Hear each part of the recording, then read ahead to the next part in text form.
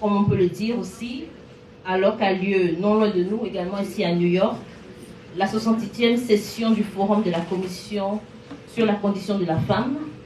L'association Aide et Action Enfance à Mali, une ONG du Conseil économique et social des Nations Unies, nous convie donc à une réflexion focalisée sur la femme africaine et les impacts du changement climatique, avec le thème « Autonomisation de la femme dans un contexte de changement climatique, enjeux et perspectives ». Il est important de rappeler un petit contexte pour savoir un peu pourquoi nous venons à ces assises et pourquoi ce thème en particulier. Dans un paysage mondial en évolution rapide, l'Afrique est le continent le moins industrialisé et est aux prises avec des graves répercussions des émissions des gaz à effet de serre.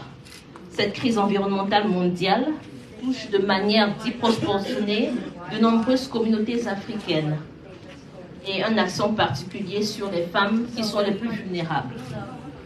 Elles sont pourtant le catalyseur des changements positifs dans les communautés et sont les vecteurs du développement social et économique du continent. Leur contribution au renforcement du potentiel économique de l'Afrique n'est plus à démontrer. Cependant, le changement climatique présente des défis exceptionnels qui les rendent vraiment vulnérables, surtout en Afrique, sur le continent, et elles sont toujours un peu marginalisées quand il est question de hiérarchie sociale, et elles font face à de nombreux obstacles dans l'accès aux terres, la disponibilité des crédits, les soins de santé et l'éducation. Alors que plusieurs accords internationaux approuvés par les gouvernements africains visent à protéger les droits de propriété et d'héritage de femmes, la réalité dans la plupart des pays est encore loin des objectifs attendus. Le changement climatique a gravement affecté l'autonomisation économique des femmes africaines. Les effets directs comprennent la réduction des rendements agricoles dus aux conditions météorologiques extrêmes, tandis que les effets indirects impliquent un accès limité aux services financiers. Tirer parti des crédits carbone dans l'agriculture peut autonomiser les femmes africaines en atténuant les émissions et en générant des revenus supplémentaires. Malgré certains progrès dans l'amélioration de l'égalité des sexes à l'échelle mondiale, il demeure urgent de mettre en place des stratégies plus efficaces et plus durables pour relever les défis uniques auxquels sont confrontées les femmes et bien sûr les filles.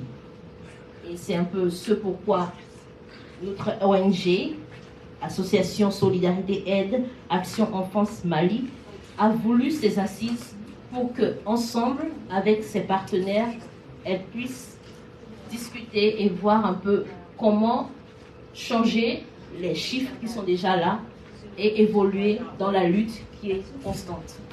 Nous voulons saluer à cet effet la présence de Madame le ministre de la promotion de la femme, de l'enfant et de la famille du Mali, Dr Coulibaly Mariam Maïga. Et nous saluons aussi le représentant permanent du Mali auprès des Nations Unies, M. Issa Konfou. Également tous les partenaires, à citer la Banque mondiale, la Banque africaine de développement, les Nations Unies, bien sûr, qui nous abritent, et nos ONG partenaires. Tous ceux et celles qui s'investissent avec l'association pour vraiment changer la donne pour la cause des femmes. Et sans plus tarder, puisque nous sommes déjà un peu en retard sur le chrono, nous allons introduire le premier panel avec Madame Dr Kanta Kumari Raigo. C'est elle qui va prendre le panel de la première discussion.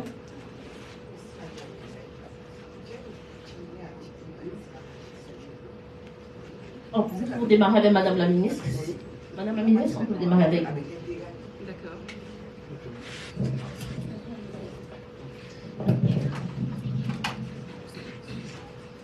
Bonjour tout le monde.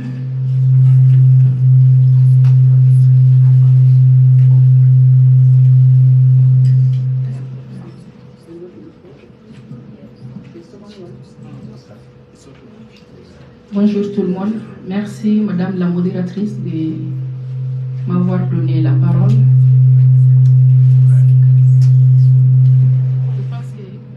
pourra faire. Ça pourra faire. C'est ouvert? Non, non, c'est ouvert. Oh.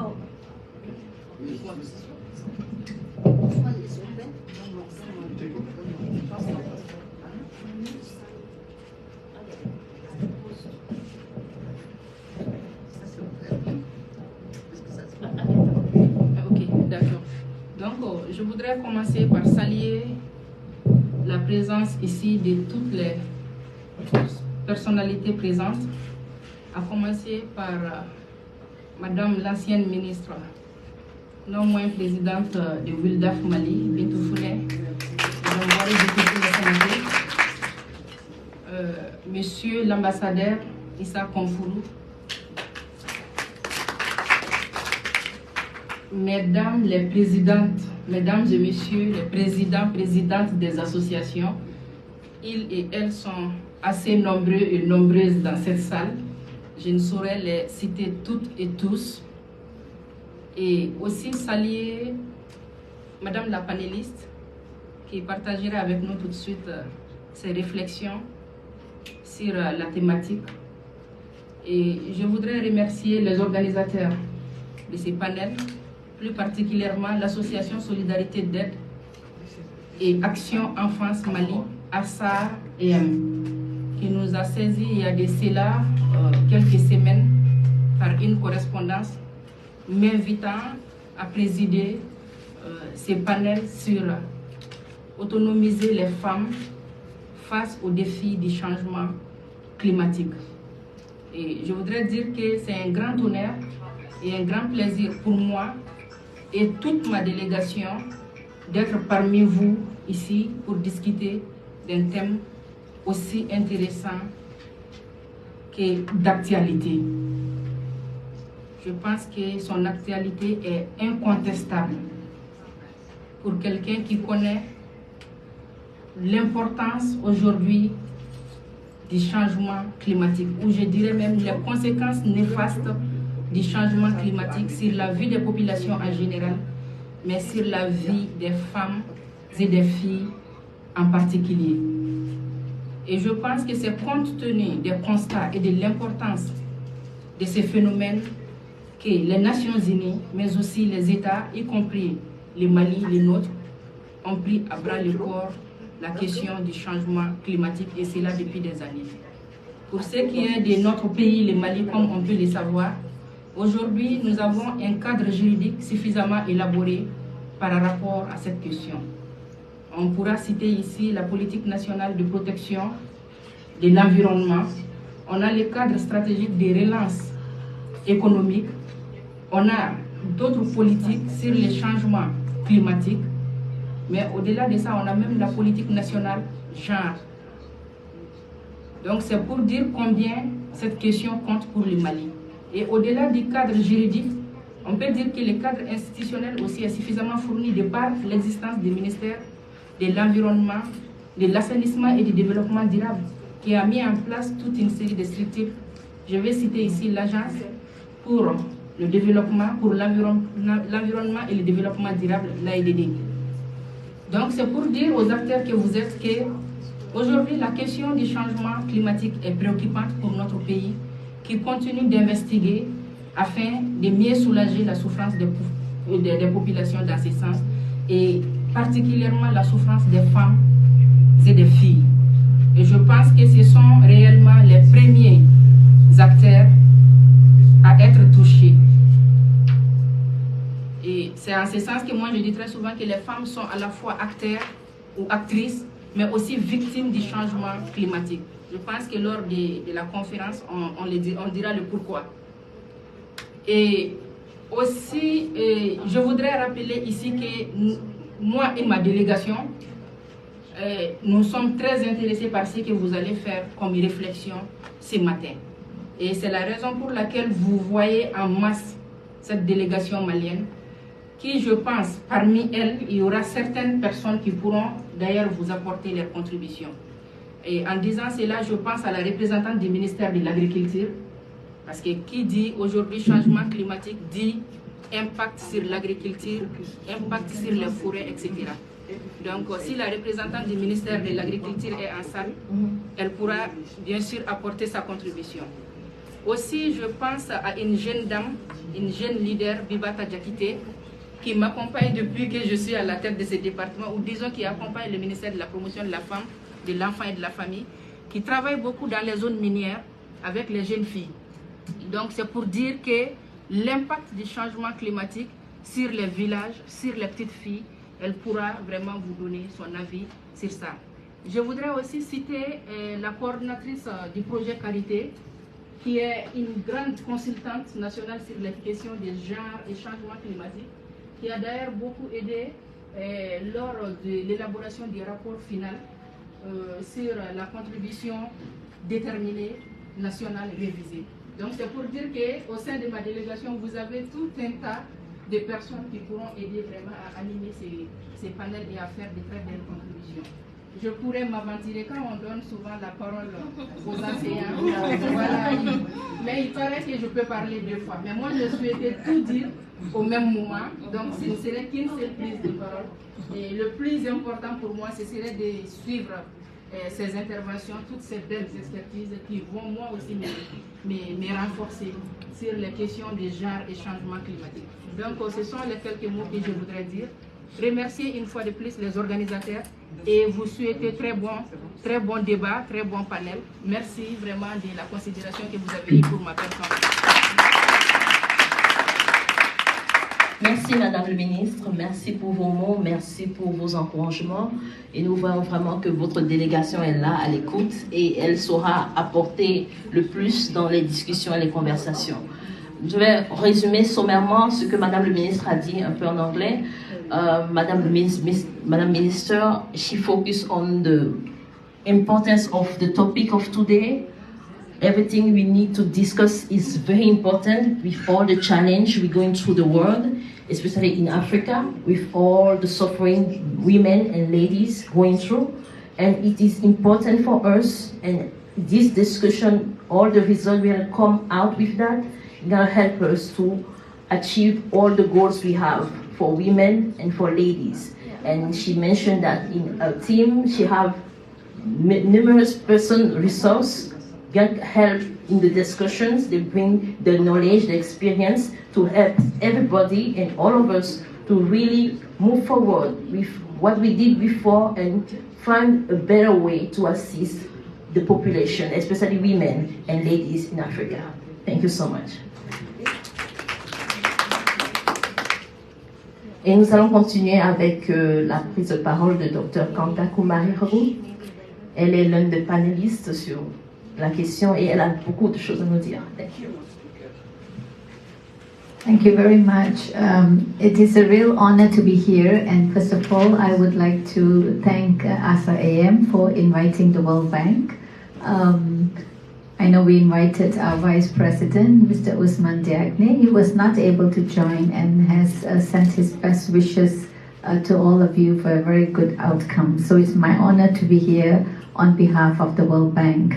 I would like to recognize ministers, excellencies, ambassadors, and leaders of the women's group and ASA-AM in this forum.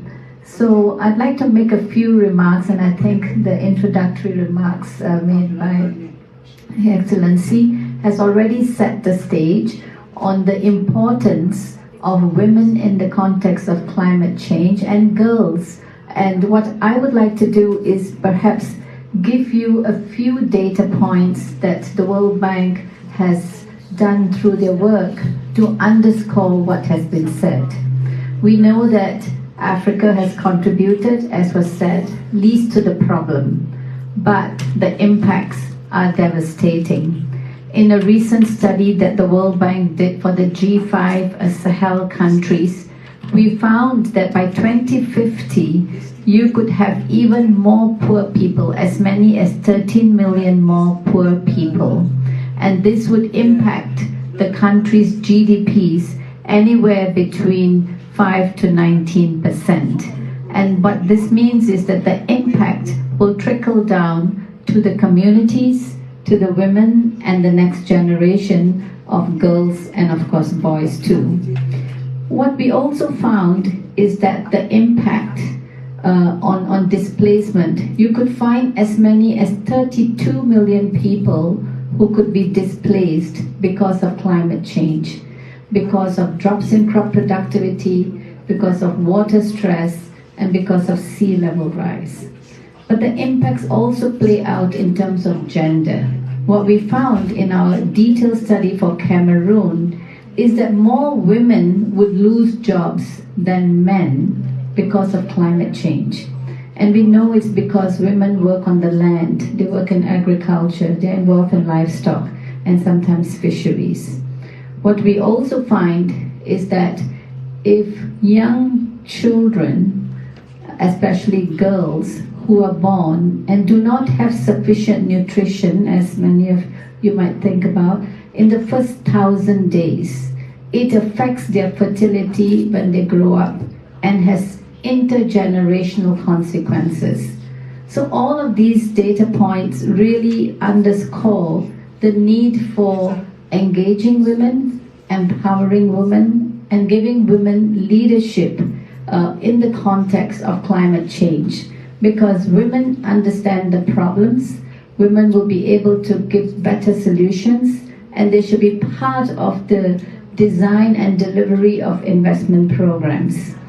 I will just underscore two things and then we can come back to the discussion. The World Bank has a new World Bank gender strategy that goes from 2024 to 2030. And in this strategy, it really seeks to generate and accelerate gender equality in everything that we do, in sustainable, resilient, and inclusive futures. And so we hope that we can, work further with all of you and in your groups and the NGOs and the civil society to make this a reality. The second thing is, I think when it comes to finance, we find that it's really important that women be equal beneficiaries in climate finance. We find that globally there have been $632 billion that were deployed to climate finance in 2019 to 2020. What is surprising is that only 10% of this flowed to local levels, and of this, only 1% was really flowing to women and women organizations. So we really have a lot of work to do. We know that the carbon markets represents an important opportunity for the economic empowerment of people, communities, but especially also for women. At the COP28 in Dubai, the World Bank launched an engagement roadmap for high-integrity carbon markets to really bring in climate financing to countries and communities across the world. And I will be happy to discuss some of these programs with you during the course of the discussion. So thank you very much for the opportunity to make some opening remarks, and I look forward to the discussion and hearing from all of you and learning. Thank you. Merci, Dr. Kumara. Je vais résumer sommairement ce qu'elle a proposé de dire dans son allocution. Elle a rappelé, comme Madame le ministre le disait, l'importance du thème que nous abordons aujourd'hui, Empowerment of Women. Comment donner aux femmes les atouts nécessaires pour pouvoir faire face aux défis du climat. C'est important parce que les femmes sont déjà à la base de l'éducation des enfants, de tout ce qu'il y a comme travaux manuels, c'est la femme qui est au devant. Et elle a rappelé que la Banque mondiale a conduit de nombreuses études qui ont révélé qu'il y a beaucoup de chances pour que dans des années à venir, si rien n'est fait, environ 10 millions de personnes, plus de 10 millions de personnes se retrouveront pauvres. Et bien sûr, les femmes sont les plus vulnérables dans ce contexte-là. Également que 32 millions de personnes se retrouveront peut-être déplacées du fait des changements climatiques, de la famine et de tous ces corollaires. Donc, il est important que sur la base des données qu'ils ont déjà pu conduire au niveau de la Banque mondiale, que nous, en tant qu'acteurs, en tant qu'experts, nous puissions voir ensemble comment travailler pour donner des outils nécessaires, pour permettre à ces femmes d'évoluer, de ne pas seulement être victimes de ce qui se passe, mais de trouver des atouts pour rebondir et pour ainsi accompagner le développement de notre Afrique, de notre continent. Elle a rappelé aussi l'impact sur les jeunes filles, parce que la femme d'aujourd'hui, c'est la jeune fille d'hier.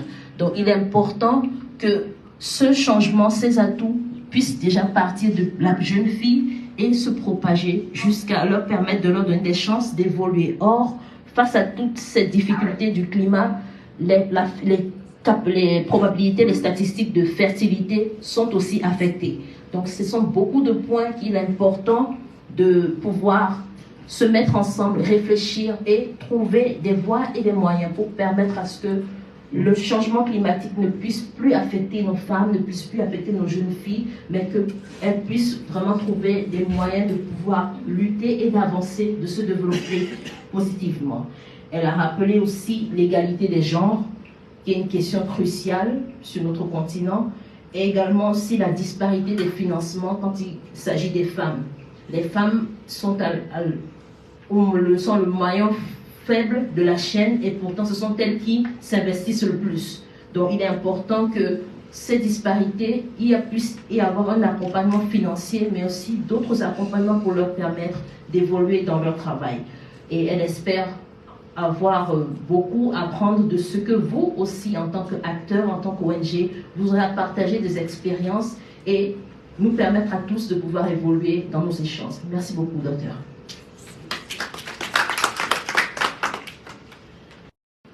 Alors, si la technologie le permet,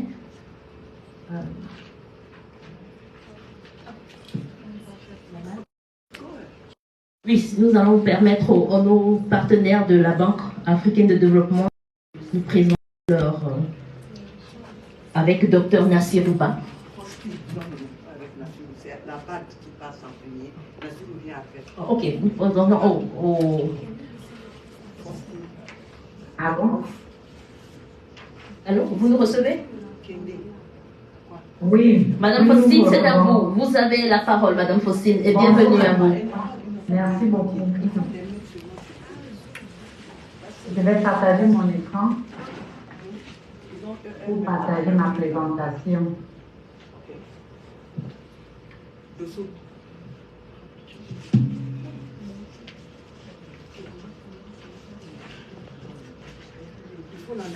C'est bon, ma présentation se voit? Non, pas encore. Non. Allô? Est-ce que ma présentation se voit?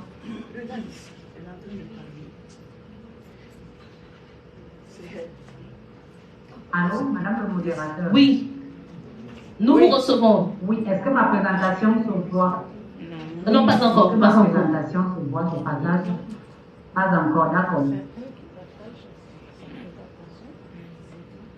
L'animateur, peut-il m'accorder le droit pour partager mon écran? Share the screen, share the screen. S'il vous plaît, est-ce que l'animateur peut m'accorder le droit pour partager? Oui, elle est en train de faire le nécessaire. Share the screen. Screen sharing, yes. Open. Allô? Yes. Oui, une petite minute. On est en train de partager l'écran pour vous permettre de présenter.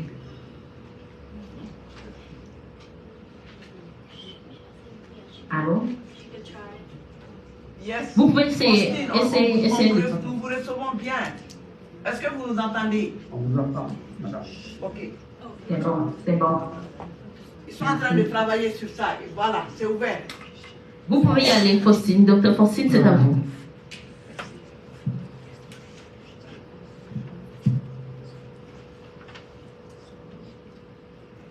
Bonjour à tous. Mesdames, Mesdemoiselles, Mesdames et Messieurs, chers participantes et participants, je suis Faustine Kedendina, expert genre et société civile au sein de la Banque africaine de développement, au département genre et société civile. Je suis basée à Yaoundé, au Cameroun. Je participe à cette conférence avec ma collègue Louis Ouattara, que je vais laisser le soin de se présenter d'abord. Merci, chère Faustine. Bonjour à tous et à tous. Je suis Ruth Ouattara, je suis chargée des questions donc, autonomisation de la femme et fragilité, et je suis basée à Abidjan. Merci. Tout d'abord, nous sommes très honorés de cette opportunité que nous donne l'association Solidarité et Action Enfance Mali de participer à cette conférence. Nous intervenons ici dans le cadre d'un panel où nous présentons la contribution de la société civile à l'autonomisation des femmes dans le contexte du changement climatique.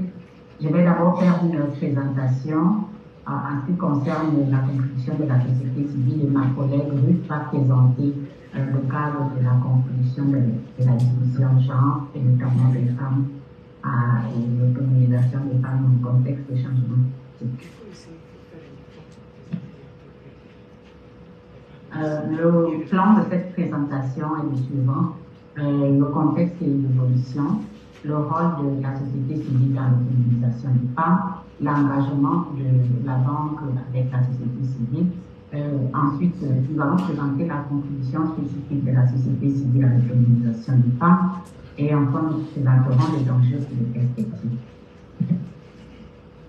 Mesdames et messieurs, comme vous le savez, l'Afrique, et en particulier peut-être l'Afrique de l'Ouest, se trouve à une variété, une diversité culturelle et environnementale exceptionnelle, et ce qui la confronte en particulier à des défis écologiques importants qui sont aggravés par les effets du changement climatique.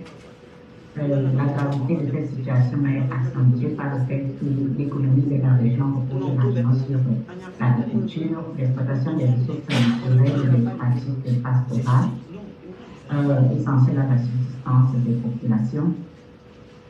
Les phénomènes des températures extrêmes, des précipitations imprévisibles, la désertification menacent non seulement la sécurité alimentaire, mais aussi la stabilité socio-économique de l'Afrique.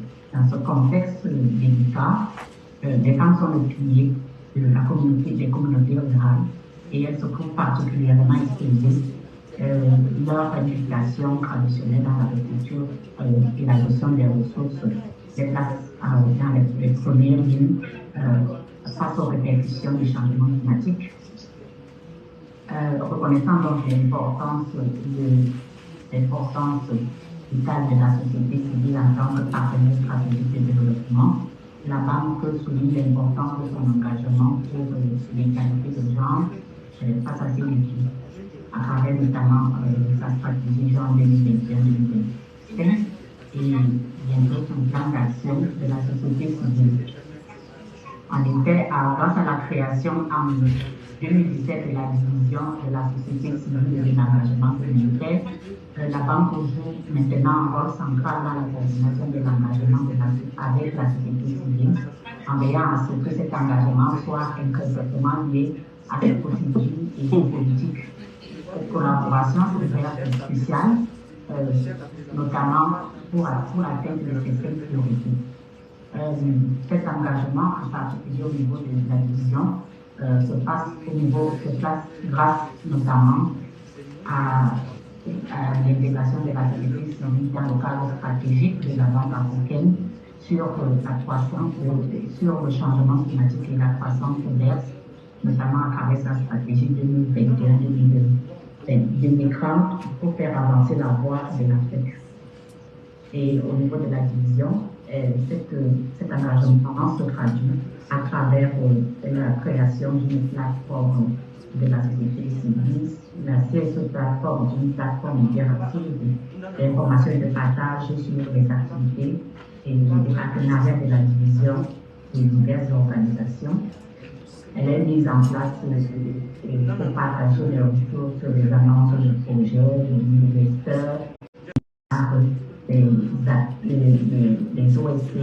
Elle regroupe en particulier plus de 4500 CSO à ce jour répartis dans les 5 régions de l'Afrique, et elle couvre divers sujets, notamment le genre,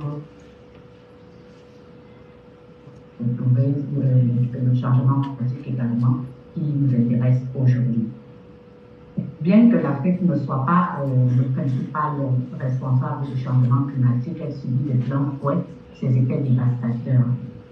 On note en particulier que l'Afrique, le continent, perd entre 7 et 15 milliards de dollars par an à cause de ces effets. La Banque se positionne donc en leader du financement climatique pour l'Afrique, notamment grâce au lancement du programme pour l'accélération de l'adaptation en Afrique, AAP, en collaboration avec le Global Center for Adaptation, visant à mobiliser 25 milliards de dollars pour le continent africain.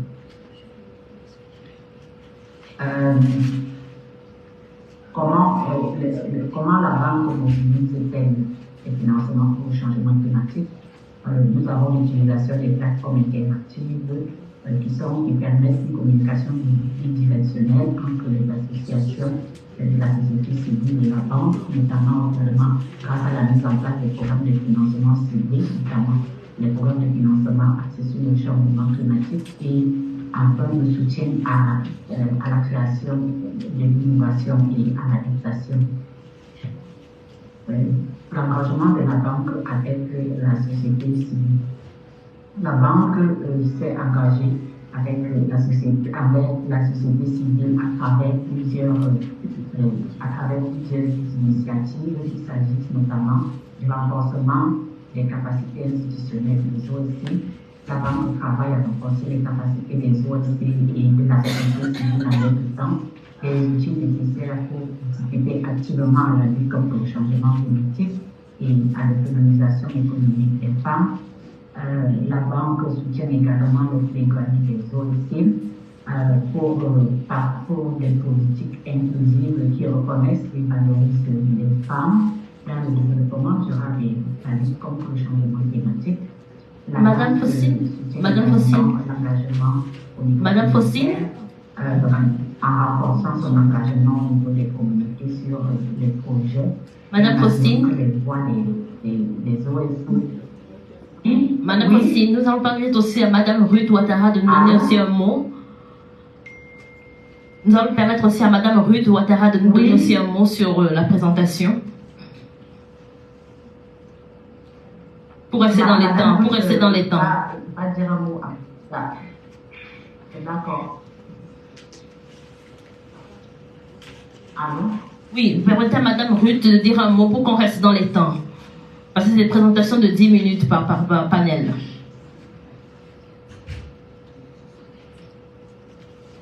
Bon, vous n'avez pas parlé du temps quand j'ai commencé, mais néanmoins, je pense être toujours dans les temps. Je peux terminer? Oui. Allez-y, allez-y. D'accord. Donc, nous étions en train de parler de l'engagement communautaire, de l'accès au financement pour les femmes, de l'amélioration des garde-fous sociaux et environnementaux et de la lutte contre la corruption et la promotion de la gouvernance. La contribution particulière spécifique de la société civile à l'autonomisation des femmes se fait au niveau de la division à travers trois grandes activités que nous pouvons noter: la coalition Banque-Société civile, le financement d'organisations de la société civile et le renforcement des capacités. En ce qui concerne la coalition, nous pouvons citer la coalition entre la banque et la société civile lors de la COP28 qui met en avant le rôle des OSC dans la surveillance climatique et qui a également souligné l'importance d'augmenter le financement pour le changement climatique pour l'Afrique et la collaboration multisectorielle. En ce qui concerne le financement des OSC pour les projets climatiques, nous avons, la banque a mis en place le fonds sur le changement climatique auquel certains OSC ont accès pour permettre le financement des projets climatiques. Madame Faustine, allô? En ce qui concerne le renforcement des capacités, Madame Faustine, ce ne soit pas encore Oui. Allô, Madame Francine. Oui, nous sommes même partis par le temps. Si vous pouvez vraiment résumer votre propos pour permettre aussi à Madame Ruth de parler, pour que chacun des panélistes puisse entrer et donner son mot pour que nous puissions tenir dans le temps de la séance. C'est surtout cela. D'accord, je passe la parole à ma collègue. Merci beaucoup.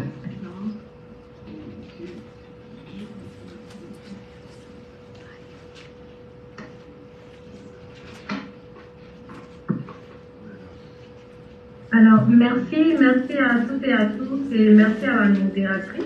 Oui, je rappelle simplement que toutes les présentations sont d'une durée de 10 minutes, donc nous allons rester dans le temps pour permettre à tous nos panélistes de parler. Très bien, merci.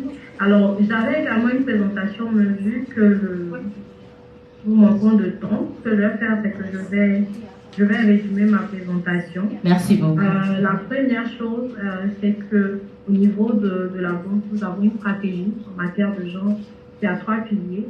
Et le premier pilier vise l'autonomisation des femmes par l'accès au marché. Le deuxième, lui, vise la création d'emplois pour les femmes. Et le troisième vise à accroître l'accès des femmes aux infrastructures sociaux de base. Et ce qu'il faut savoir, c'est que pour ces 3 piliers, la question de la résilience des femmes aux facteurs de fragilité climatique est prise en compte.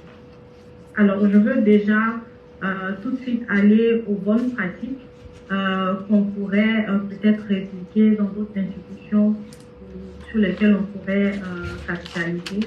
La première bonne pratique, c'est le projet d'autonomisation économique des femmes au Sahel, qui a permis le développement de produits de connaissances, notamment le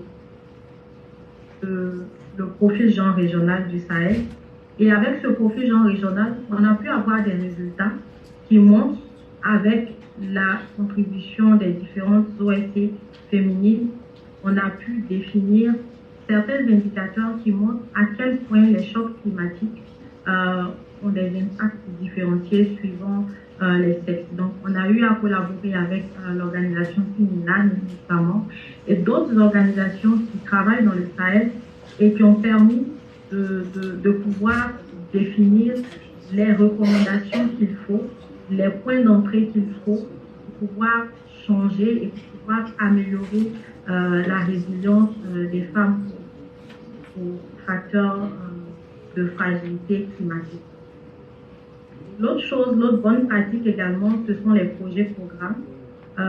Lorsqu'on commence l'instruction d'un projet, ce qui se fait, c'est qu'on s'assure que les organisations de la société civile, notamment celles qui sont impliquées dans les communautés à la base, puissent être entendues afin qu'on définisse clairement et qu'on sache clairement quels sont les défis que ces femmes-là rencontrent.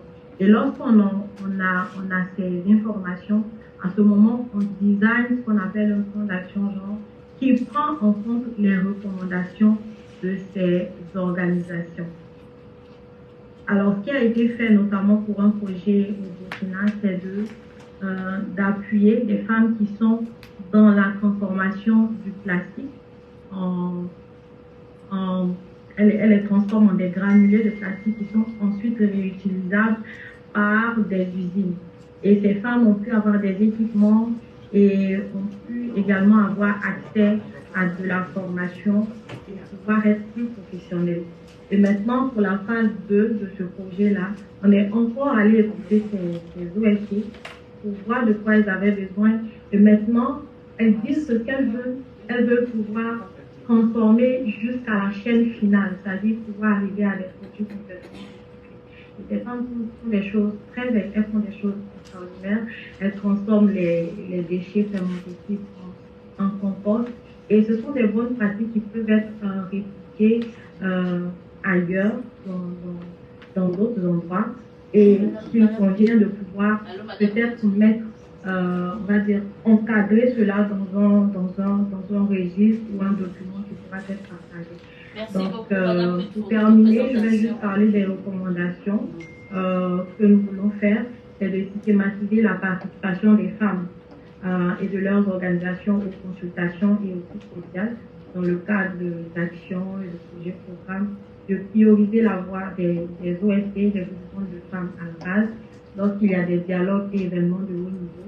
Et c'est quelque chose que nous avons également fait en permettant la participation d'OSC qui sont impliqués dans le changement climatique à des tables rondes, notamment de l'Alliance Sahel.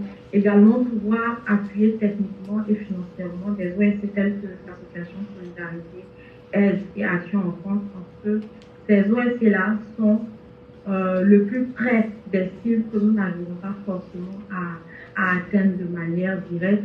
Il y a également le déploiement des soft skills, ou encore le développement des soft skills chez les OSC de la région, mais également chez ces femmes-là qu'on arrive à toucher à travers des actions telles qu'à travers des projets. Merci beaucoup, Madame Kaderi. Merci pour votre point. Merci pour le point de la BAD avec votre collaboratrice Faustine Déné. Je rappelle que vous êtes des expertes de la Banque africaine de développement et vous êtes en train de nous présenter un peu le travail que vous faites plus sur le terrain et comment est-ce que vous appuyez les organisations qui vont travailler ou qui seront au contact avec les femmes sur le terrain. Merci beaucoup et nous allons passer à la prochaine présentation avec Dr Nassirou. Il en est. Okay. Dr Nassirou, yes, you have the word. Oui. You can go ahead, sir. Dr. Nassirou, you can go ahead. We have 10 minutes for every panelist, so I'm just reminding everybody. Can you share my presentation? We will try to do as fast as possible because we have the session will almost be closed. We still have to have the question and answer for our panelists. So we try to be as fast as possible. Thank you. Okay. I said, would you be able to share my presentation? I send it to you. Share the presentation. It was already on the... No? You didn't have it? I sent it to you. Okay. No? No. Nassirou, You can start, sir. You can Okay. start. please. So the PowerPoint... It's not ready yet. We have Please a don't technical worry, problem. We have too much technical problem at the beginning, and we are very sorry. Okay. You know, please. Okay, that's if okay. you can I'll just... give it to us something going faster. I'll just summarize. Thank you. Yeah, you will summarize your presentation, sir. Thank you. Okay. All right.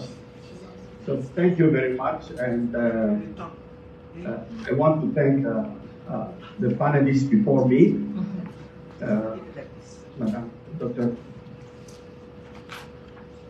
Kanta, Faustine Ouattara, and Madam the Minister of Mali for the opening of this session. The subject of empowering African women to face climate change. You can look at it in different lenses. So I have focused mine on carbon credit, carbon market and carbon credit.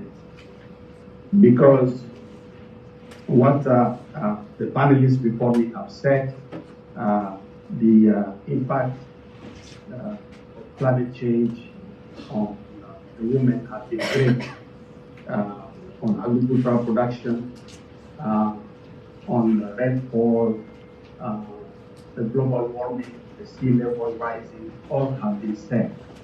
Now, in order to go to the transition of carbon net zero, which demand a lot of money for financing of climate, what can Africa do?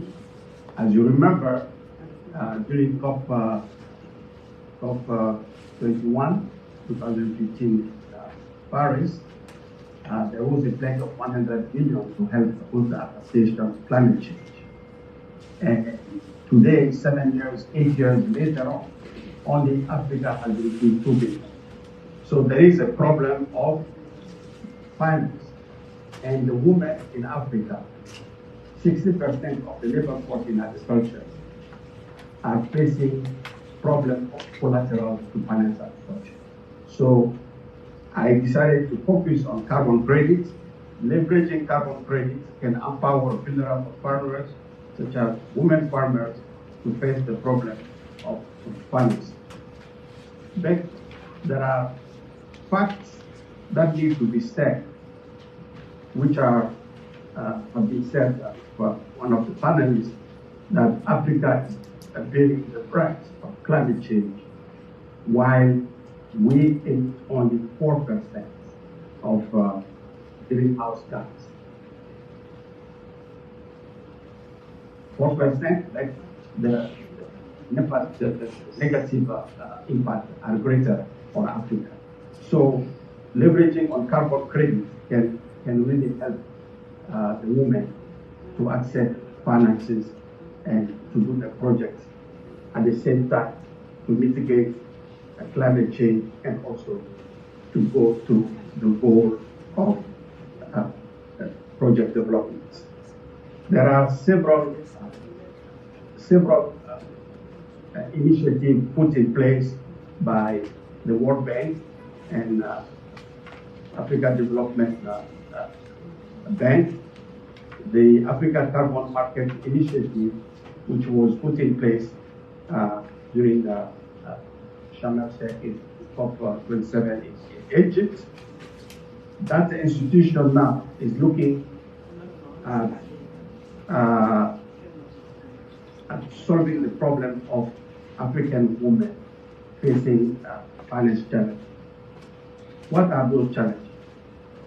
The financial institutions see the African women, businesswomen, and farmers as perceived risk. They are seen as people who don't have collateral, who are not trustworthy of credit. So usually they don't get credit. And the truth of the matter is the land does not belong to women most of the time. So they have nothing to show to guarantee the credits.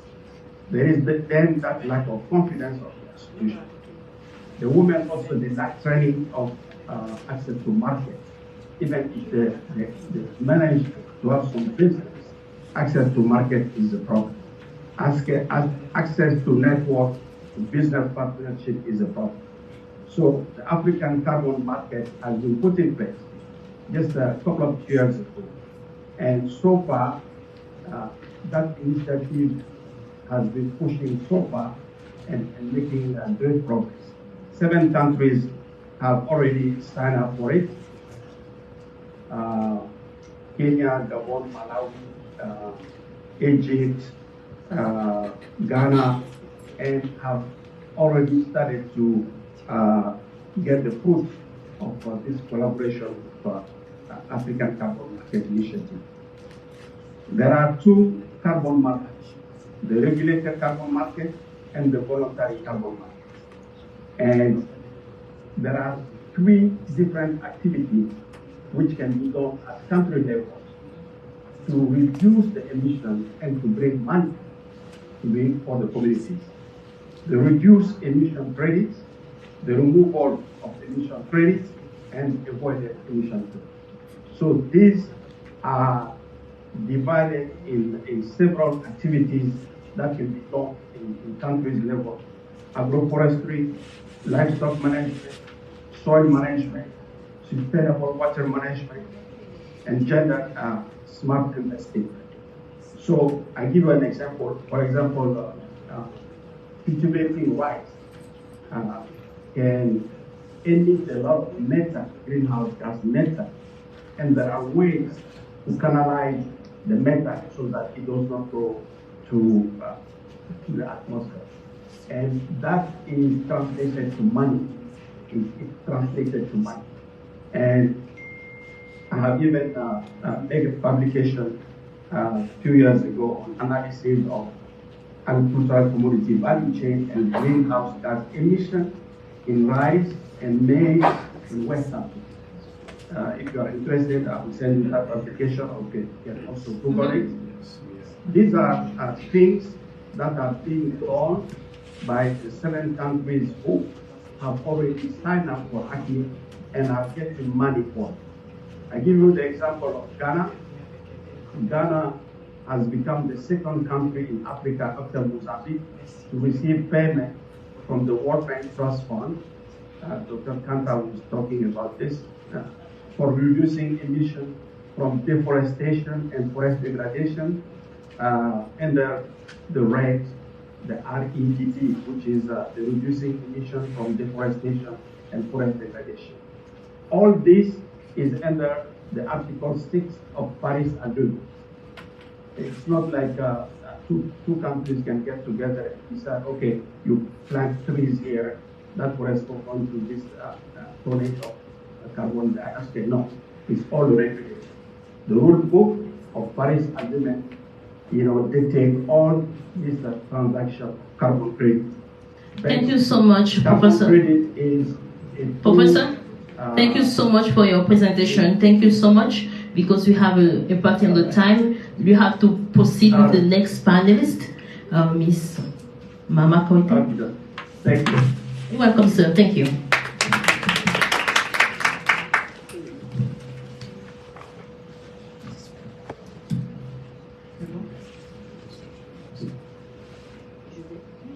Oui, merci beaucoup. Bon, on a tellement grignoté sur le temps que je suis vraiment... j'ai été dégoûtée de tout ce que j'avais préparé pour ce panel. Je voudrais vraiment remercier rapidement la Banque mondiale qui a voulu partager des informations avec nous. Remercier Madame la ministre qui, malgré son agenda aussi chargé, a accepté de venir parler avec nous. Et toutes celles qui sont dans la salle, Madame la ministre, Excellence Monsieur l'ambassadeur, tous les acteurs de la société civile, les membres du gouvernement. Je voudrais saluer aussi mes sœurs du Sénégal, mes sœurs du Kenya, de FemNet, de beaucoup d'organisations qui sont dans cette salle. Je vais vraiment passer sur beaucoup d'informations parce que Madame la ministre a introduit d'ailleurs le texte. Mais je voudrais juste dire dans l'introduction que les questions de changement climatique, ce n'est pas des questions purement scientifiques. Il y a beaucoup d'autres aspects, c'est des questions holistiques qui prennent en compte la vie même de l'homme par rapport aux questions de changement climatique. Et si nous regardons l'impact du changement climatique, c'est sur tout le monde, mais particulièrement sur le monde rural. Et quand on regarde le monde rural aussi, c'est les femmes et les enfants qui sont les groupes les plus vulnérables, qui aujourd'hui sont impactés par les questions de changement climatique. Donc si on discute des questions de changement climatique, comme quelqu'un l'a dit avant moi, il faudrait qu'on prenne en compte les femmes, les voix inaudibles qui sont derrière et qui subissent de plein fouet les impacts différenciés. Nous avons des pesanteurs sociales et culturelles. Je prends l'exemple du Sahel dans lequel je viens, où les femmes sont vraiment qui souffrent parce qu'on n'a pas voulu prendre mon texte.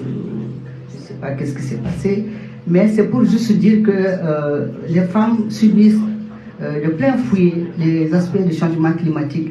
Elles sont ménagères, elles sont paysannes, elles sont là dans la transformation, elles sont là dans la vente, elles sont là dans tout ce qui se fait. Nous avons beaucoup de femmes qui travaillent dans le secteur informel. Elles vivent de cela, elles vivent du monde rural, elles vivent de tout ce qui se passe dans le Sahel. Il y a beaucoup d'injustices sociales et beaucoup d'inéquités qui font que la femme est toujours considérée comme sans voix, c'est-à-dire qu'on discute à sa place, on développe des programmes à sa place, et souvent les voix ne sont pas là, alors que les femmes ont souvent des solutions. Et quand on veut régler les problèmes de changement climatique, il faut aller aux communautés à la base, surtout en Afrique. On ne peut pas, à partir d'un bureau de la Banque mondiale ou de FMI, discuter, décider des choses alors que les communautés sont là-bas. Elles ont leurs propres solutions et elles peuvent proposer des choses aux partenaires techniques et financiers. Les femmes dans le Sahel, je parle beaucoup du Sahel, donc elles sont confrontées à la sécheresse, elles sont confrontées à la hausse des prix des denrées alimentaires, des déplacements des populations, de la pauvreté chronique. Et ensuite, actuellement, nous sommes dans des conflits. Et les femmes sont doublement touchées, non seulement par les effets du changement climatique, mais aussi par les effets de ces conflits que nous vivons quotidiennement et qui poussent les femmes dans des situations très difficiles. quand vous sortez pour aller chercher de l'eau et qu'on vous kidnappe, quand vous allez chercher de l'eau, qu'on vous viole en route, etc., tout ça rend difficile les questions de la situation des femmes dans le Sahel. Je voudrais parler, j'avais fait beaucoup de photos, mais malheureusement, ça ne pourra pas sortir.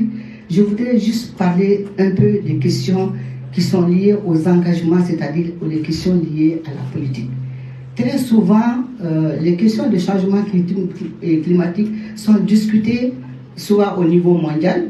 Et je suis là avec une sœur qui est très active avec moi dans les conférences des États partis. Vous savez que les États partis se réunissent chaque année sous forme de COP, au nom de la COP, pour discuter, prendre des engagements. Malheureusement, il y a vraiment un gap très important entre les engagements qui se prennent et ce qui s'applique.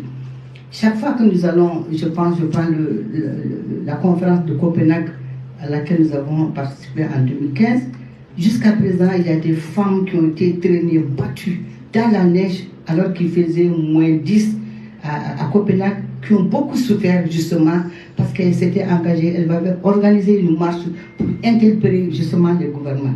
Il a fallu qu'on s'organise en 2018 en prenant des figures telles que Mary Johnson,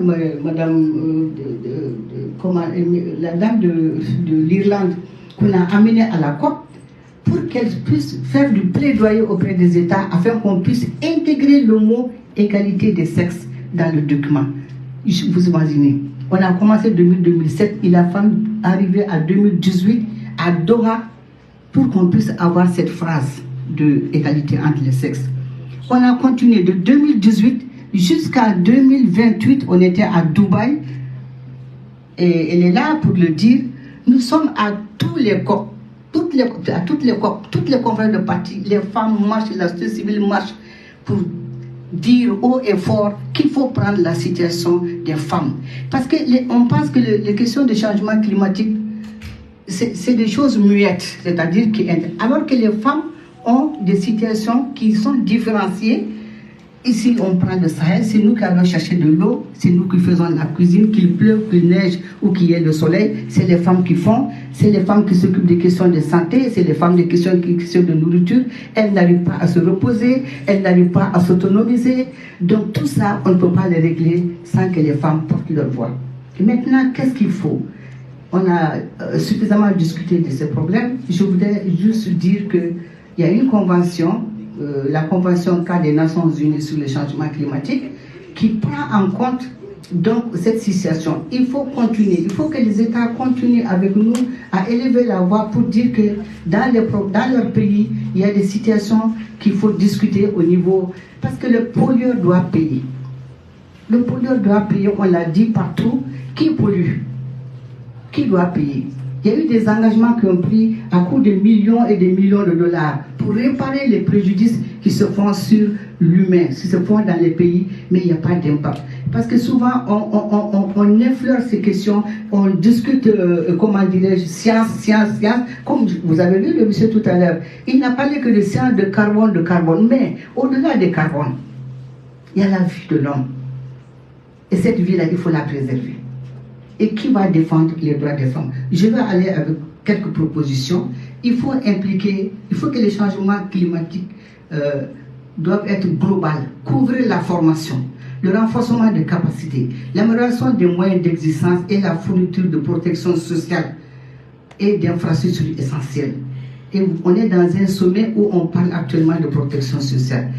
Je pense que dans les réunions, vous avez senti que les femmes ne sont pas suffisamment protégées, surtout les femmes qui travaillent dans le secteur informel. Elles ne sont pas protégées ni de façon sociale dans leur vie, mais aussi sur les questions de sécurité, elles ne sont pas protégées, leurs droits ne sont pas pris en compte. Je vais aller aussi à une recommandation très importante, qui est bien pour les changements climatiques, c'est qu'il faut prendre en compte les questions de changement climatique dans la planification. Madame de la Banque le sait très bien. Parce qu'il y a quelques jours, j'étais dans une réunion. Quand vous ne prenez pas les questions au niveau de la planification à l'arrivée, vous n'avez pas de solution. Vous n'avez pas de réponse au problème. Et on en a parlé quand on parlait des points focaux genre, qui sont dans les départements ministériels, mais souvent qui sont perdus, qui ne savent pas quoi défendre au niveau de leur ministère. Si au départ, vous ne vous battez pas pour être pris en compte au moment où on planifie les actions et les programmes de développement, à l'arrivée, vous n'êtes pas là. L'autre chose la plus importante aussi, c'est que on ne fait pas de données ventilées par sexe. Souvent, on n'utilise pas ça dans les conceptions. On prend les conceptions de façon globale, mais on ne dit pas à combien de femmes dans les indicateurs, combien de personnes nous voulons atteindre, combien d'enfants nous voulons atteindre, etc. Parce qu'il y a des problèmes globaux, des enjeux globaux, mais il y a des enjeux spécifiques qu'il faut prendre en compte dans les questions climatiques. Si je prends l'Afrique, comme on l'a demandé de parler de l'Afrique, on a pris en compte le protocole de Maputo. Et dans le protocole de Maputo, il y a tellement de dispositions qui sont faites, qui font qu'aujourd'hui, les femmes doivent être prises sur les questions. L'article 15 parle du droit à la sécurité alimentaire pour les femmes, le droit à l'environnement sain et viable, les questions de droit au développement durable, et toutes ces dispositions prennent en compte et proposent des dispositions pour protéger les femmes. Laissez-moi terminer avec mon pays, et Madame l'a déjà introduit. Je voudrais ici remercier le gouvernement du Mali par rapport à des engagements qui ont été pris et qui sont en train de faire la route. Le premier engagement, c'est la politique nationale genre. On a pris en compte parmi les dispositions la question environnementale et le rôle de la femme dans les questions environnementales. Le cadre stratégique de la relance économique, développement durable, le CRED aussi, a pris en charge aussi les questions d'inégalité, les questions de pauvreté, tout en mettant l'accent sur la situation des femmes d'ici 2030. Et je voudrais terminer pour dire, s'il vous plaît, la constitution malienne est une révolution. Permettez-moi de le dire, je l'ai dit dans beaucoup de salles depuis quelques jours, nous venons de gagner un pari très important. Après 50 ans de lutte, nous venons d'avoir dans le préambule de la constitution, de la nouvelle constitution, que le Mali s'engage à assurer l'amélioration de la qualité de la vie et la protection de l'environnement. C'est très important, c'est un engagement très fort. Ensuite, les droits des femmes. Les droits des femmes. Je pouvais rester toute la journée, mais vous savez très bien que c'est une question très passionnante et j'ai beaucoup de propositions. Je vais partager ma communication avec tout le monde. Merci beaucoup. Merci beaucoup pour votre rapport. Merci beaucoup. Alors, nous allons permettre à notre dernière panéliste, docteur Pasteur Merci Djenobi Boiré. C'est à vous la parole. Elle est visionnaire, elle est philanthrope, elle s'est investie beaucoup pour la question des femmes et nous avons à vous écouter sa parole. Merci. Merci beaucoup, Madame la panéliste. Madame le ministre, distinguée invitée, bonjour. Très honorée d'être parmi vous. Et je tiens à remercier Madame Kadiatou Traoré pour son invitation. Je suis Pasteur Merci Djenobi Boiré, fondatrice et directrice exécutive de l'ONG Leadership Excellence pour Femmes par Femmes, qui est basée à Dallas, au Texas. J'ai l'honneur de présenter sur la proposition de mon ONG pour le renforcement des capacités des femmes africaines. Et vu que nous n'avons pas beaucoup de temps, je vais juste highlight les grands points pour vous. Notre engagement au niveau des femmes africaines remonte à plus de 30 ans, où nous avons eu à encadrer, former et parrainer des milliers de femmes et de jeunes filles à travers le monde. Et durant le Covid, pendant le couvre-feu, j'ai été inspirée en fait de créer formellement maintenant l'association afin de pouvoir toucher de nombreuses personnes à travers le monde en partageant mon parcours de vie, mes expériences et mes compétences grâce au pouvoir transformationnel des 4 programmes que nous proposons. Qui sommes-nous? Nous sommes une ONG 501c3 qui est basée à Dallas et qui a été créée en 2020. Notre mission, c'est de donner aux femmes, aux jeunes filles, aux jeunes de minorités les moyens de pouvoir réaliser leur capacité de leadership et surtout d'apporter des contributions substantielles dans leurs domaines commerciaux, d'affaires et professionnels et, afin qu'ils puissent pouvoir remplir leur mission sur Terre. Et comme je l'ai mentionné, nous avons 4 grands programmes et des ressources personnalisées de développement pour l'autonomisation des femmes et des jeunes filles. Et donc, notre premier programme, je ne vais pas rentrer dans le détail, mais c'est beaucoup focalisé sur la diaspora, afin de pouvoir aider les femmes et les jeunes filles minoritaires de la diaspora à pouvoir s'insérer dans le système américain. Notre deuxième programme sur le genre pour les femmes et les jeunes filles minoritaires. Et ce programme est beaucoup plus pour les femmes et les jeunes filles qui sont incarcérées aux États-Unis, ici, spécialement au Texas où je vis, où chaque année, par cause de la chaleur, il y a beaucoup de femmes et de jeunes filles, surtout des minorités, qui en fait perdent la vie à cause des conditions de chaleur dans les prisons ici.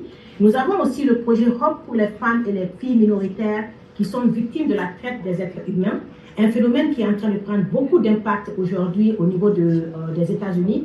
Et il y a quelques mois, nous avons même eu à perdre en fait une compatriote à cause de cela. Donc, c'est un problème en fait qui touche beaucoup les femmes minoritaires ici. Notre troisième programme sur lequel je vais me focaliser dans quelques instants, c'est le programme qui est focus sur les talents. Et nous avons 4 volets dessus, mais le volet sur lequel je vais m'orienter tout à l'heure, c'est le coaching de carrière, de mentorat, de leadership et de développement des affaires pour l'autonomisation des femmes. Et le 4e programme, en fait, c'est notre plateforme médiatique que nous utilisons afin de pouvoir showcase les femmes business, les femmes qui cherchent à se former et surtout à pouvoir leur donner cette plateforme afin qu'elles puissent pouvoir faire des appels pour chercher des partenaires partout dans le monde. Et notre proposition de valeur, c'est ici que je vais vraiment me focaliser. Comme je l'ai dit au début, pour réaliser notre vision et notre mission, nous établissons des partenariats gagnant-gagnant avec d'autres institutions et entreprises qui visent, numéro 1, à réduire l'écart de financement entre le sexe en Afrique, à catalyser les investissements pour les entreprises africaines, surtout de femmes, qui sont détenues par les femmes, et de construire un écosystème d'investissement. Je pense que certains des panélistes l'ont noté un peu plus tôt. En général, en Afrique, les femmes ont beaucoup de problèmes pour pouvoir accéder au crédit et aux investissements. Et donc, nous essayons d'être un catalyseur dans ce domaine. Nous travaillons aussi avec les autres institutions pour renforcer la résilience des communautés afin de pouvoir renforcer leur stabilité économique, spécialement dans les zones du Sahel et je vais dire aussi du Mali, d'où je viens originellement. Nous travaillons aussi pour éliminer les obstacles qui empêchent les femmes de participer aux chaînes de valeur rurales. Et nous le faisons en fait en reformant et en promouvant le partage de l'information au marché par le biais de solutions technologiques et à travers nos shows qui sont hebdomadaires et mensuels. Collaboration, quand nous travaillons avec d'autres organisations, c'est vraiment pour nous focaliser sur l'autonomisation des femmes entrepreneurs et qui sont des innovatrices en Afrique. Nous établissons aussi des business accélérateurs. En fait, c'est des mécanismes que nous mettons en place pour l'assistance technique et nous visons aussi à réduire les risques et à accélérer la croissance des entreprises africaines qui sont dirigées par les femmes africaines. Enfin, nous avons aussi le volet des ateliers, des séances de coaching. Je pense que M. Nassou avait parlé de ça. Des fois aussi, la plupart du temps, les femmes africaines, surtout dans les zones du Sahel, ont beaucoup de problèmes pour pouvoir accéder en fait aux ressources. Et aujourd'hui, je pense qu'avec le Covid qui s'est passé il y a quelques années, ça nous a prouvé que nous pouvons accéder à beaucoup de ressources, en fait, je dirais, en ligne. Donc, notre organisation aussi travaille dans ce sens pour pouvoir fournir ces ressources aux femmes. Madame Massi. Je vais juste souligner quelques success stories que nous avons eus en 2023. Nous avons eu à travailler avec Sanru, qui est en fait une ONG basée à Kinshasa. Et nous avons eu à faire le leadership. Madame Nassirou, Madame Merci, pardon. Madame Merci, nous allons plus évoluer dans vers la clôture du panel parce que le temps est imparti. Sachez que tous les panélistes, tout ce qui a été présenté sera partagé avec tous les participants. Donc il n'y a pas de problème. Tous les PowerPoints seront transmis et tout le monde aura les informations nécessaires pour cela. Nous sommes vraiment désolés d'écourter le temps de votre présentation. S'il y a quelques petites questions dans l'Assemblée pour nos panélistes principaux, on va enregistrer les questions rapidement.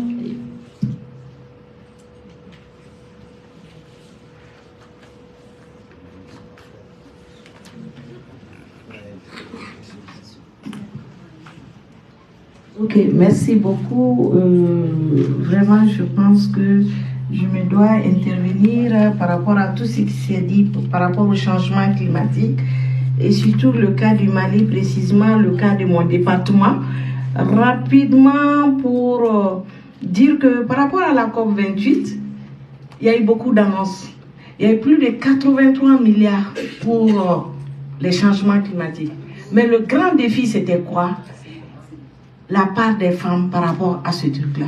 Donc la mobilisation des financements pour les changements climatiques était, pour le genre, est un grand défi. Alors que le climat agit différemment, de façon différentielle sur les femmes et sur les hommes. Et Madame Kouité l'a dit. Et qu'est-ce qui est dit? Qu'est-ce qui est intéressant? Il y a d'autres annonces qui sont très très importantes. La BAD a intervenu, mais il y a plus de 2 milliards qui ont été annoncés pour les énergies propres. Quand on dit énergie propre, ça c'est dans la cuisine. Ça c'est des opportunités que les pays africains vraiment doivent se mettre ensemble pour aller conquérir cela. Mais au-delà de ça, le ministère aussi, le Mali a fait des progrès. Il y a la constitution, il y a la stratégie nationale de changement climatique, la CDN, la contribution déterminée nationale, dont mon ministre en a parlé. Pour la deuxième phase de la révision, ils ont mis spécialement la part des femmes et changement climatique dans cela, pour dire qu'il y a des actions concrètes prévues par le Mali par rapport au changement climatique. Mon département aussi en a prévu. À travers le projet Carité, on a toute une composante pour l'environnement et les changements climatiques, pour plus de 50 000 femmes rurales, pour que vraiment elles puissent s'investir dans la protection de l'environnement. On n'a pas le choix par rapport à la ressource Carité. Je vous remercie. Merci beaucoup. Madame, vous avez Ok. Excusez, je suis Madame Fabien Binta Bokoum, je suis du ministère de la promotion de la femme, de l'enfant et de la famille du Mali. Merci beaucoup. Nous allons donner la parole à un homme. Ok, merci. Moi, c'est Cabinet Doumbia de l'ONG Astrad. En fait, j'ai 2 questions à la Banque mondiale et à la BAD. Parce que la BAD, ils ont un peu parlé de projet du Burkina Faso. Je suis du Mali. Je ne sais pas qu'est-ce que la BAD réellement, par rapport au changement climatique, qu'est-ce qu'ils font au Mali, parce qu'ils n'ont pas parlé de projet au Mali. Donc, par rapport aux GSC, comment est-ce qu'ils sont identifiés? Est-ce que vous passez par le ministère de la Femme pour identifier les GSC ou c'est les appels d'offres? Et combien est-ce que en 2023, en 2022 2023, combien de financements vous avez pu injecter au Mali, que ce soit la Banque mondiale et la BAD? Merci. Non, pour une contribution. Alors, je vais être très rapide parce que, compte tenu du temps, alors, quand on parle de changement climatique, déjà, nos panélistes, on a déjà parlé. D'accord, alors, désolé, Bibata Diakité, je suis ingénieur géologue. Je suis également présidente de l'Association internationale Femmes du Mali, AIFMAN. Donc, nous évoluons également dans le même projet, comme Madame la ministre a dit sur ça. Donc, quand on parle du changement climatique, nous, la jeune génération,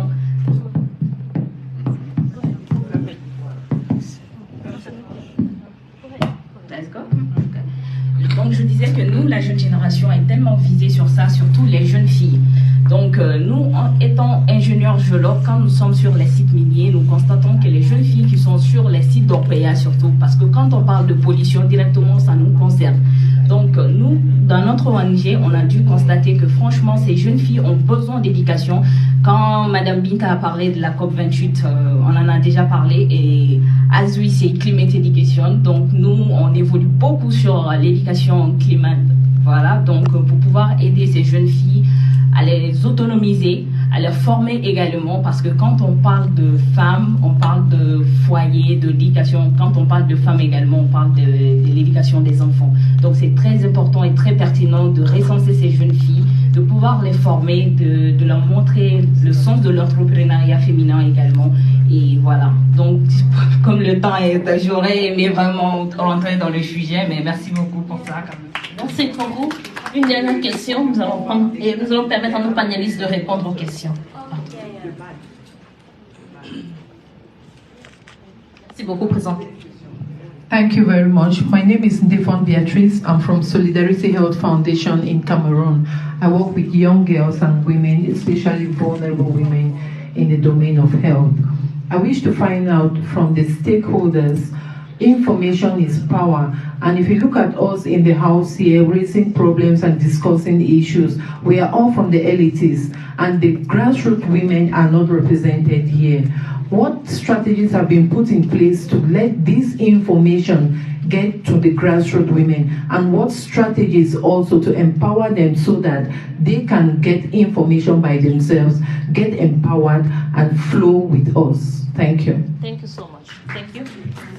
Alors, nous allons permettre à notre panéliste de répondre aux questions. Dr. Rafon. Thank you very much. I'll start with the last question first.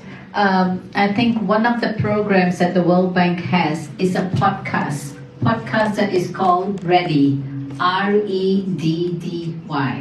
These are podcasts that are radio shows that really give the information to communities, and it's really, I think, a good way of dissemination. The second thing that the World Bank does when it works on any projects to do with carbon markets, we have, for example, 2 projects that are ongoing. One in Mali, which is the landscape restoration project, 450 million. This is really helping to do land restoration, to get emission reductions, and to help communities to get some of the carbon market benefits. And we are working very much also with women. And similarly in Burkina Faso, we also have a project of 150 million that is also trying to work on landscape restoration, agroecological conservation, and trying to encourage women entrepreneurship. When we do these projects, one important part of it is the development, as Madame was saying. Women have to be involved from the planning stage, the monitoring, reporting, verification, and through to the delivery. But the benefit sharing mechanism is to ensure that the benefits flow down to the communities and to the women.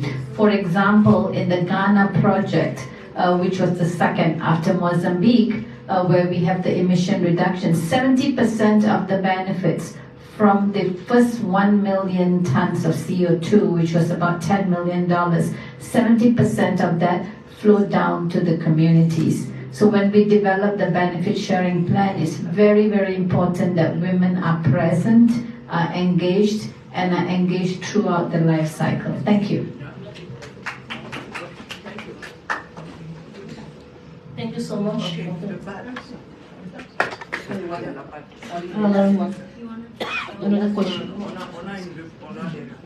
On a des réponses à donner. Je ne sais pas si nos panélistes de la BAD ont à répondre à l'une des questions posées. Dr. Faustine, Miss Kadia, Miss Ouattara, Madame Ouattara. Oui, il y a des questions qui ont été posées au niveau de la BAD. Si vous voulez partager vos réponses avec l'assistance. Très bien, merci. Alors, en 2023, le portefeuille de la banque, le portefeuille actif de la banque a eu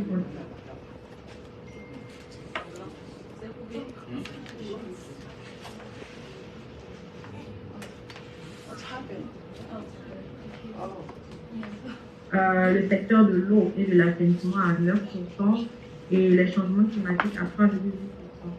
Sur les, on va dire, les projets qui touchent directement la question de la résilience des femmes au changement climatique, on peut citer le PACD, qui est un projet qui vise à soutenir les communautés à la base. Et avec ce projet-là, on a environ 5000 femmes qui sont formées sur les questions de techniques agricoles, résilience et tout ça. Il y a également un projet qui vise les personnes déplacées internes avec des actions vraiment extraordinaires, on va dire, qui visent à soutenir et à appuyer les femmes qui sont déplacées internes. Merci. Merci beaucoup. Je pense que nous avons répondu. S'il y a certaines questions qui sont encore restées en place, je vais permettre à Madame le Ward de prendre la parole. Présentez-vous. La question n'a pas été répondue correctement. Merci. My name is Tandiwe Chilawarume. I'm the chairperson of the Africa Climate Justice Movement and a member of the Royal Women's Assembly. My question or comment is directed to Madame from the World Bank. It's so sad to hear that the people who are most vulnerable to the climate change effects, that is the women, are getting 1% of the funds that are meant for rebuilding livelihoods, assisting those affected by climate change. So as women, how can we ensure that we benefit more from the money that we have set aside as the World Bank for climate change? Again, as the bank, how can we reach out to you? As like I mentioned, that we are a movement of women, who are being affected by climate change from Africa. We are one as Africa. We speak with one voice as Africa. How can we reach out to you and benefit from the funds set aside for climate change? We are not sitting down as women. We are doing a lot using our own resources. We are planting trees. We are also trying to reduce the energy poverty that is there, where we were cutting down a lot of trees to make to use in our cooking. But now we have come up with other alternatives to reduce cutting down of trees. We are trying to harvest water. We are doing a lot as women without any funding. How can we access funding from World Bank? On va prendre une dernière question, après on va permettre à la panéliste de répondre. Merci beaucoup. Moi, je viens du Sénégal, c'est Assousila. Je suis membre de Recodef Sénégal, ex-Femnet Sénégal. Et je voudrais juste dire qu'effectivement, nous travaillons sur un projet African Activist Climate Justice et nous sommes en train d'amplifier la voix des femmes pour leur permettre de reconnaître l'injustice par rapport au changement climatique, l'injustice, l'impact de ce changement climatique à leur niveau. Je ne vais pas développer cela parce que ça a été développé par Maman Koïta Doumbia, qui fut ma présidente au niveau de Femnet. Et je n'y reviens pas par rapport à la COP maintenant, parce que ma question s'adresse à la banque, à la BAD. Parce que à la COP 28, la BAD était là-bas pour nous soutenir, pour nous étayer sur beaucoup de choses. Parce que nous avons des demandes, les demandes surtout par rapport à loss and damage. Nous en avons vraiment parlé, nous avons fait des marches un peu partout, nous avons vraiment activé le processus, mais la BAD vraiment doit nous étayer sur certaines choses. Comment faire pour vraiment avoir cette enveloppe financière auprès des femmes surtout? On vous mettra en contact avec les gens de la BAD, ils vont vous répondre parce qu'ils sont venus nous rappeler, nous sommes désolés vraiment, on s'en excuse. On va donner la parole à Madame. Les deux questions se rejoignent, donc c'est sur le financement des BAD money and the full access to money to help all women in the two countries. Is the all question? Yeah, thank you very much. I know we're very short of time. I think to say that women get low financing, that's true. But in all World Bank projects now, we have a very dedicated indicator, as was mentioned, to make sure that women are beneficiaries. So we try to include indicators within the design of the project to increase the representation and participation and women as beneficiaries. Thank you very much. Madame le ministre clôturer la cérémonie. Merci. Merci, Madame la modératrice. Moi, je vais dire que je suis très enthousiasmée par ces débats qui ont eu lieu, ces interventions qui sont très percutantes et aussi des questions très très pertinentes. Et nous sommes pris par le temps, mais je voudrais remercier une fois de plus les organisateurs de ces panels ô combien importants pour nos pays africains aujourd'hui. Remercier les partenaires, particulièrement la Banque mondiale et la BAD. Remercier tous les pays qui nous ont accompagnés. Le Sénégal est présent, le Mali est là, le Burkina Faso, il y a d'autres pays, le Kenya, le Cameroun. En tout cas, remercier tous les pays qui nous ont accompagnés pour ces panels. Je voudrais remercier vraiment la société civile. Et vraiment, il faut dire que nous savons que la société civile fait des merveilles, mais dans le domaine des changements climatiques, ça m'a beaucoup impressionné. Moi, je voudrais vous exhorter à continuer comme ça et vivre les partenaires techniques et financiers, société civile, mais aussi avec les gouvernements, pour que l'accompagnement dans le domaine du changement climatique en faveur de l'autonomisation des femmes et de l'égalité des sexes puisse devenir une réalité. Je vous remercie de votre aimable attention. Merci Madame le Ministre, qui clôture notre séance de ce jour. Merci à tous les participants. Vous aurez toutes les informations dans le panel, en par mail. Merci d'être venus. Merci et à nos panels, grâce à vous. merci à tous ceux qui nous ont rejoints par Zoom aussi. Merci. Merci beaucoup et bonne soirée et à vos prochaines collaborations. Voilà. Merci d'être venus. À l'année prochaine. Yeah. Venez, on va faire la photo de Excellence. Comment ça va?